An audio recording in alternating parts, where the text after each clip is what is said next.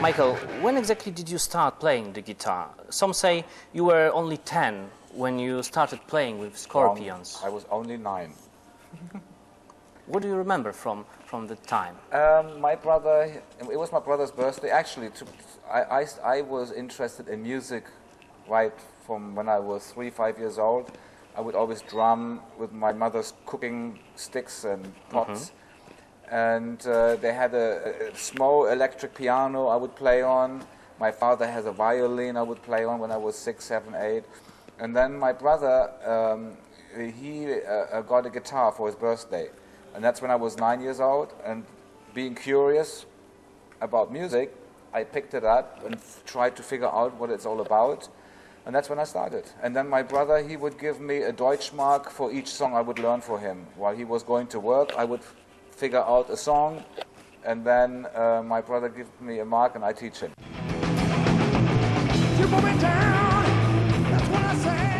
Is it true that your first band was called Enervates? Yeah, that's when I was 11. I also was on stage with the Scorpions for the first time when I was 11 years old.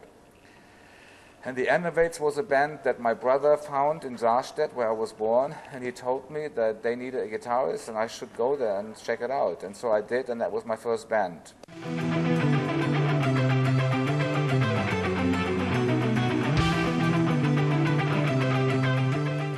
You joined UFO when you were 18 and you totally changed that band's history.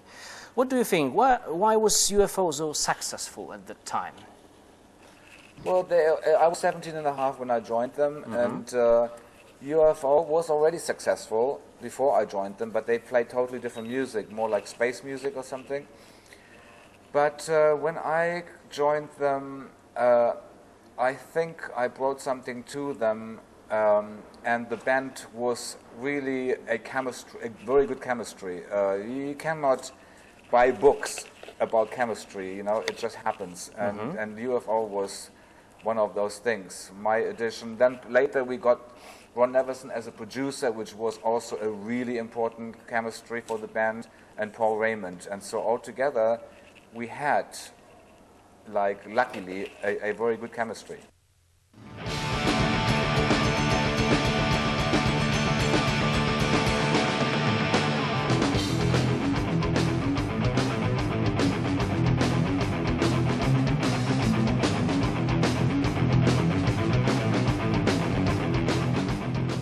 Phenomenon was one of my UFO's favorite albums. There are 2 tracks, Dr. Doctor and Rock Bottom.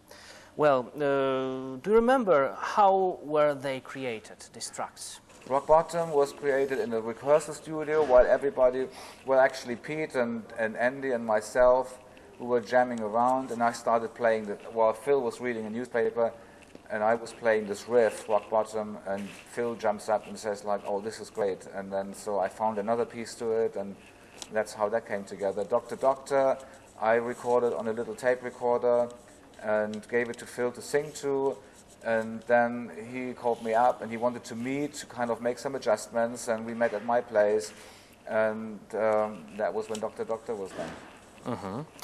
Lights Out is acclaimed as the best UFO album. What do you think about that opinion? Lights Out was the first album that we did with a professional, highly professional producer, and that was the element. Plus we got Paul Raymond in the band, so it made the band complete, and I think we could have had more success earlier if we had a better producer, but whatever's meant to be, it went in those steps, and basically that's it. It was a complete picture at that point in time.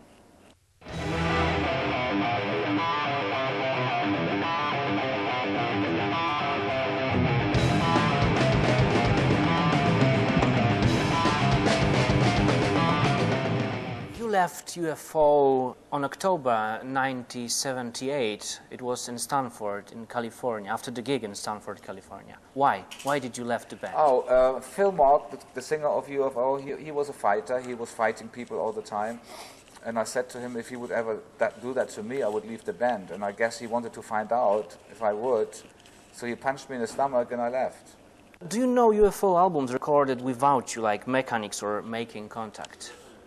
I think I heard something that Pete did with his band, and I wasn't too keen on it because it sounded. I always listen to guitarists more than anything else, and so UFO. I think I heard some of No Place to Run.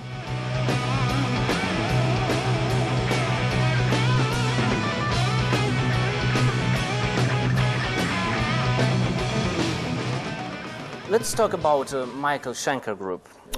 In the end of 1979, you formed this band. You had to start from the beginning, exactly. Weren't you afraid of your musical future? For me, it was MSG is something like free expression, you know, to do what I want to do without having to worry about cliches or people going, no, we have to do it this way, we have to do it that way. I just wanted to be free and express, and that's what MSG is all about. It was more about freedom than rich and fame. I had offers from Ozzy Osbourne, from the Scorpions, from Deep Purple, all these people, and for me it was more important to do what I want to do. Who were in Michael Schenker Group first lineup? Some say that they were Gary Barden, Danny Carmassi and Billy Sheehan. That was the first lineup. And then it was kind of... I was still searching and being kind of confused, not really understanding where I was. I was in a transition progress, and I even went to play with the rhythm section of Aerosmith. They wanted to join. That was the time when Steven Tyler was sick, and then finally I got together with Peter Mensch, who's the manager of Metallica and Madonna and Def Leppard and all of these people, and he kind of put together he got me like Simon Phillips and Mo Foster of Jeff Beck, and so basically that's when we. Oh, I also what's it called? Like asked the guys from Rush, Getty and Neil, the drummer. Right, and they were happy to do it, but that didn't work out, and then finally it came down to Mo Foster and Simon Phillips. You recorded the first album. It was very successful, but Armed and Ready and Into the Arena are the tracks that fans remember the best from that time. You remember the moment when you created these tracks? Yeah, I was creating them actually sitting in a rehearsal studio by myself. It was half written at an apartment that Peter Mensch had. I was living with Peter at the time. And I would go to rehearsal studio and just set up my gear and just play, and that's how it came about. And if you don't approve, you can use the door, yeah.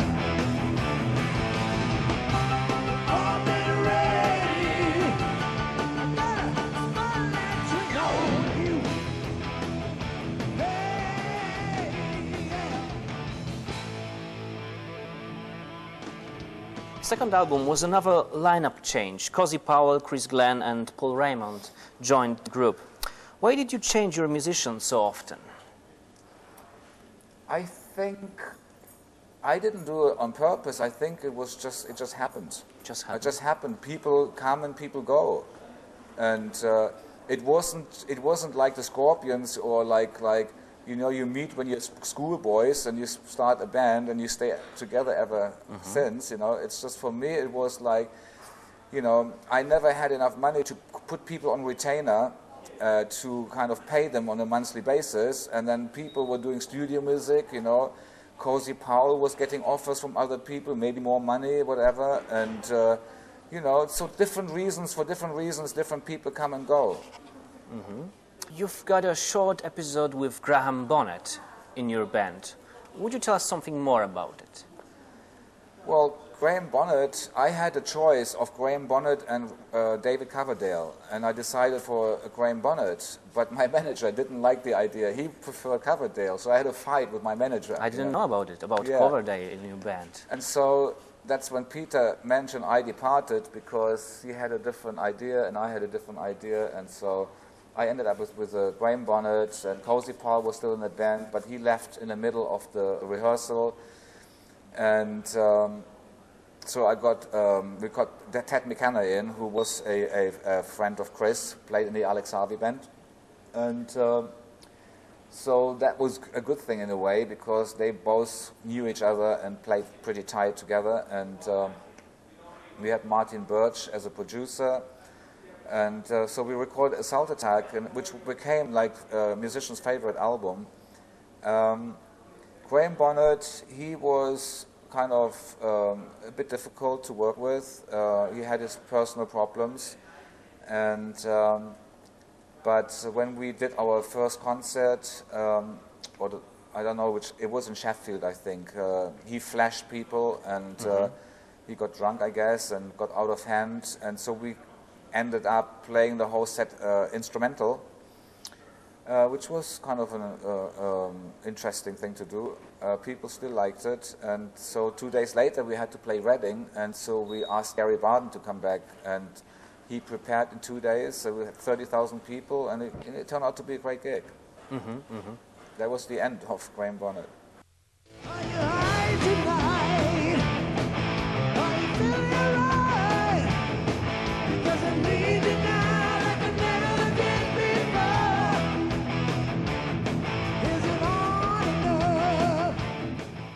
Perfect Timing and Save Yourself, recorded with Robin McAuley, were quite a surprise for the fans. In those times you turned towards mild American hard rock. Did you want to repeat the success of, for example, Whitesnake? I never plan anything. And I think if anybody planned something, maybe it was the people around me. I wasn't aware of it. For me, it was, my whole idea was I wanted a singer as a partner to share responsibility and etc. 50-50, because I was by myself for 4 years, and I felt like it would be nice to have somebody else being involved to kind of bounce back and forth ideas. And I was auditioning singers in my brother's recording studio, and so actually Rudolph and Klaus helped me finding the best singer, you know, and so we all decided on Robin McAuley. Then I found out that, then I realized that, what do I do with my name now? Then I realized that his name was McAuley with an M, and I went like, MSG, you know, McAuley Schenker, so what, you know? His name comes first, who cares? You know, not my priority necessarily, but that's how I was able to keep the name, and it all made sense, being partners. And so I carried on writing music, gave the tape to him just like I do with everybody else. But his input and everybody else's input is what comes out of it. Contraband was another step in your career. Can you tell us something about Contraband? Was a period between the second and third McAuley Schenker group album. And my manager said that he's putting together a project. If I wanted to be part of it, he explained to me what it was. And I said, yeah, I'm not doing anything else anyway. And we did that. That was kind of fun and, you know, interesting project. And then once that was done, I did my last McAuley Schenker album, and then decided to go my own way, actually out of the machine, and create my own company. By the way, what are the main differences between Michael Schenker group albums and the records under your own name, Michael Schenker? Okay, usually I think what I've noticed, again, nothing is planned, but the way it seems to be working out is that Michael Schenker group albums are being done with the machine, and things I do by myself, like Michael Schenker, are usually instrumental albums I do without. But then sometimes companies want the stuff I did myself, and sometimes I end up giving it to companies, selling it to companies because they want it. And sometimes, like for instance, the Thank You One, I kept it, you know, for myself for over 10, 11, 12 years before I actually sold it. But I think in general it comes down to my like Michael Schenker albums and acoustic instrumental albums. But I am actually I have been away from the web for 1.5 years I had some problems, divorce, etc., etc. And so I closed down all my websites and everything. And I just recently, like about 4 months ago, opened my website under www.michaelschenkerhimself.com. I can't even use my own name by itself because other people, fans, are using it. And so I had to come up with that. And so I'm just saying this in case people are looking for me. It's Michael Schenker himself. That's how they can find me on the web. And that's where I'm selling Thank You For, which is an acoustic instrumental album.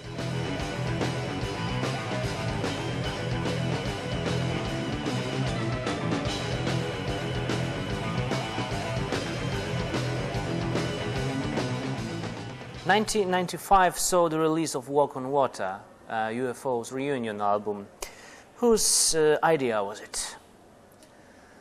Well, UFO have approached me over the years since we split up many, many times, and I always refused until when I started my own company and I released my Thank You album, and it became very successful being out of the machine. I kind of, and UFO approached me once again. I said like to myself, you know what, UFO deserves to earn some money because they never earned any money, you know, and they're one of the biggest bands in the world. So I said to them, you know what happened to me? I left the record company and all of a sudden I'm earning money. There's something strange going on. Maybe you should do the same, you know. And so we kind of went back and forth.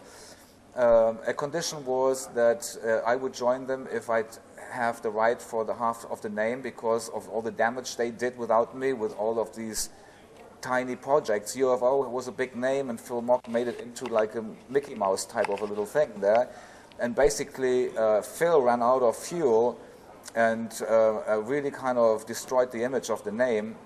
And so by me coming back, it was being refueled, but I wanted to make sure that they couldn't that they shouldn't abuse it again. So I asked for the name, and I said like half of the name, and I said that this band can only be together if at least Phil and I are in the band. That was making sure that the people that are UFO fans know if UFO is playing, at least Phil and Michael are in the band. And so that's how it came about. And we started touring, and the idea was to sell the record ourselves on the road, and everything was agreed on until Phil Mock one day decided to tell me that he didn't want to do this anymore. And I said, yeah, but that was the agreement, you know. Well, if you don't want to do this anymore, then let's go home and tell me what the next move is, and I tell you if I'm interested. And that's how that kind of stopped. And then on and off, we kind of went back and forth. I did an MSG album, then I did a UFO album, MSG album, UFO album, and so on.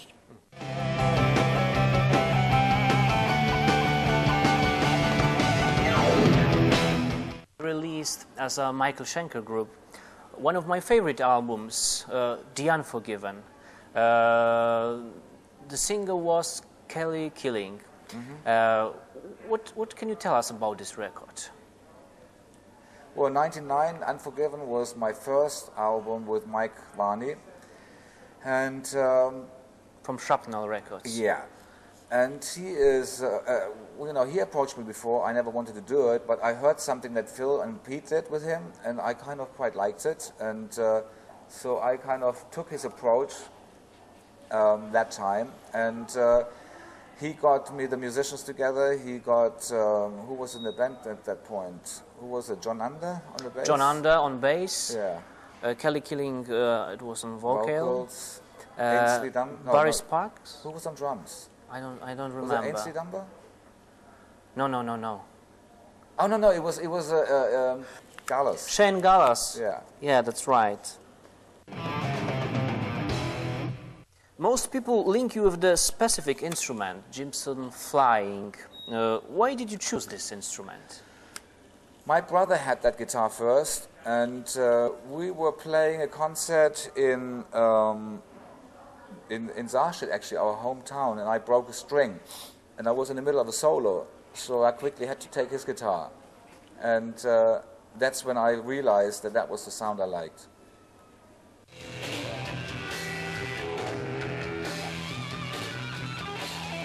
Do you practice a lot on the guitar still?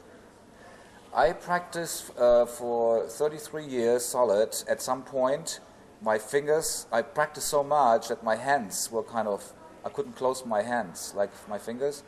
And I actually stopped practicing.